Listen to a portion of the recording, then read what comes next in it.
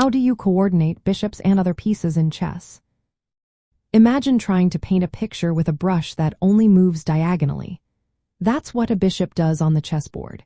Its movement is limited to one color of square, but it can slide across the board as far as the open diagonals allow. To make the most of this, you need to think about where your bishops are placed and how they work with your other pieces.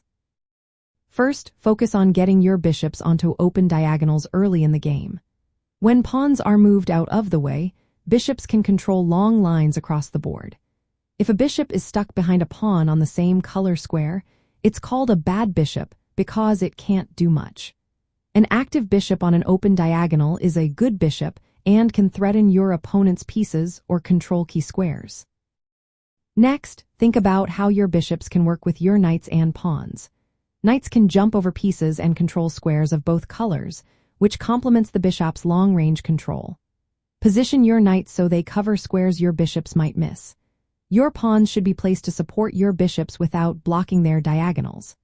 For example, pushing a pawn on a different color from your bishop can open up more space for it to move freely. Your bishops also team up well with rooks and the queen.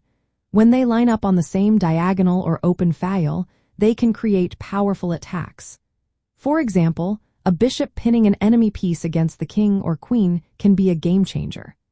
Rooks and the queen can then exploit open lines to threaten or capture enemy pieces, making your attack more dangerous.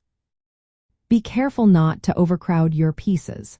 Since bishops can't jump over others, make sure your pieces are arranged so they don't block each other's diagonals.